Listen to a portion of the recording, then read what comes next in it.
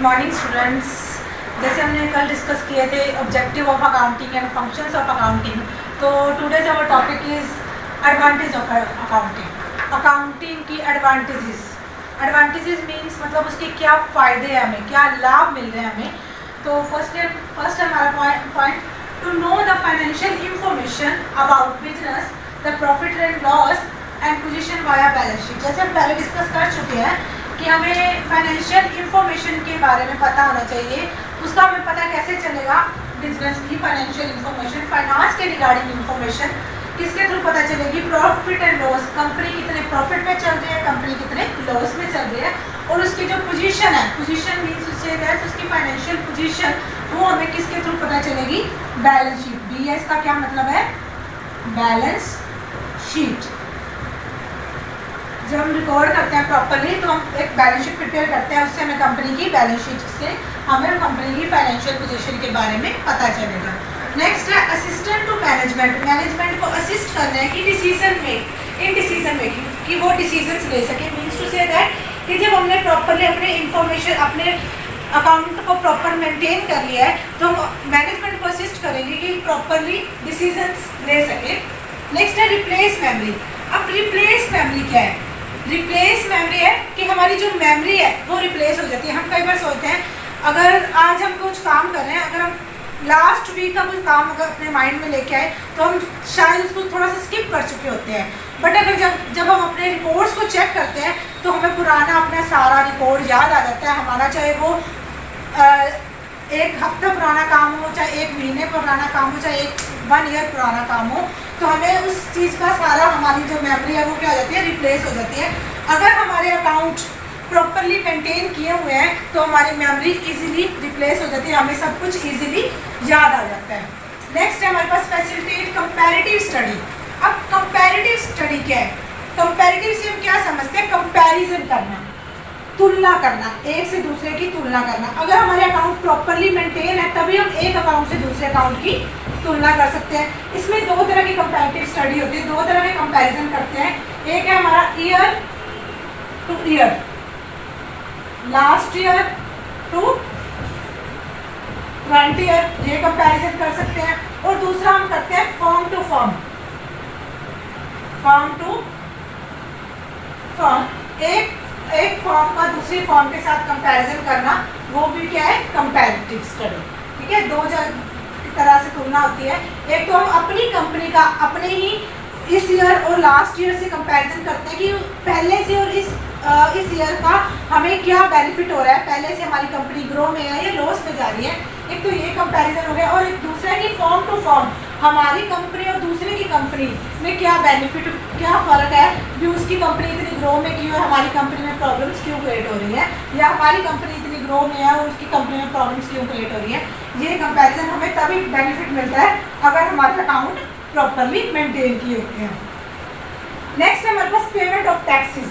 Tax की payment करना। अगर हमारे अकाउंट प्रॉपर मेंटेन है, हमारा इनकम प्रॉपरली बनी हुई है, तभी हम इनकम टैक्स पे कर पाएंगे। और उसके बाद वैट, जैसे हमने कल भी पढ़ा था, वैल्यू एडेड टैक्स, जो आजकल क्या बन चुका है? GST, goods and services tax. Excise duty, excise duty हमारी किस पे लगती है? मैन्युफैक्चरिंग गुड्स पे, जब गुड्स बनाते हैं उस पर हमें क्या लगती है? एक्साइज ड्यूटी लगती है। ठीक है, नेक्स्ट है फैसिलिटेट लोन। लोन की फैसिलिटी का मिलना। लोन की फैसिलिटी हमें कैसे मिल पाएगी? एक बैंक है, हमें लोन कब प्रोवाइड करता है? अगर हमारा रिकॉर्ड अच्छा है, अगर हमारे अकाउंट प्रॉपरली मेंटेन है, हमारे अकाउंट में हर काम इजीली और सही ढंग से किया हुआ है, कोई मिस्टेक नहीं है, कोई फ्रॉड नहीं है, तो हमें बैंक भी इजीली लोन प्रोवाइड करवाते हैं। नेक्स्ट है एविडेंस इन कोर्ट।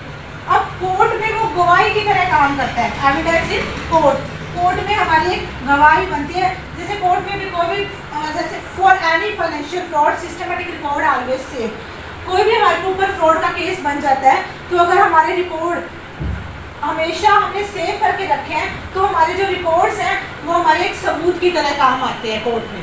कोर्ट में हमारे ऊपर कोई केस चलता है तो हर जगह सबूत की ज़रूरत होती है, तो हमारे जो अकाउंट के प्रॉपरली मेंटेन रिकॉर्ड है तो वो हमारे लिए एविडेंस की तरह यूज़ होते हैं। नेक्स्ट है facilitate sale of business. Business की जो हमारी सेल है उसमें भी हमें फैसिलिटी मिलती है, मतलब हमें इम्प्रूवमेंट होती है। Buyer will receive all information, जो हमारा बायर है उसके पास हमारी सारी इन्फॉर्मेशन जाती है। अगर हमारे पास कोई कस्टमर आ रहा है, अगर हम उसको अच्छे ढंग से डील करने हैं तो वो आगे अपने फ्रेंड्स को, अपने रिलेटिव्स को, अपने पड़ोस में, आस पड़ोस सभी को बताता है कि मैं उस शॉप पे गया था, वहाँ पे मुझे अच्छी डीलिंग हुई है। तो इससे हमारी सेल में क्या होती है, इंक्रीमेंट होता है, अगर हम अपने बायर को अच्छे ढंग से रिसीव करते हैं तो। नेक्स्ट है decision about drawings, pricing, credit policy. हम अगर हमारे अकाउंट प्रॉपरली मेंटेन है तो हम ड्राइंग के रिगार्डिंग भी अच्छे ढंग से डिसीजन ले सकते हैं। अब ड्राइंग क्या चीज़ है? ड्राइंग का मतलब है हम बिजनेस में पैसा जब लगाते हैं तो उसको बोलते हैं कैपिटल। उसको क्या बोलते हैं? कैपिटल। जब बिजनेस में हम पैसा लगाते हैं,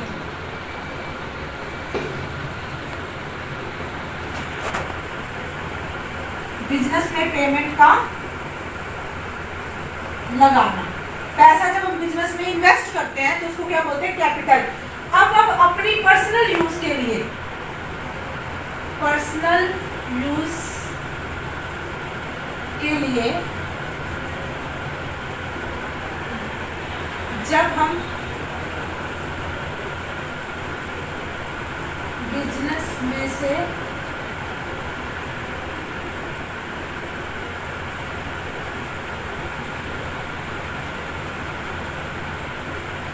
जब हम अपने पर्सनल यूज के लिए बिजनेस में से पैसा निकालते हैं तो उसको क्या बोलते हैं? ड्राइंग।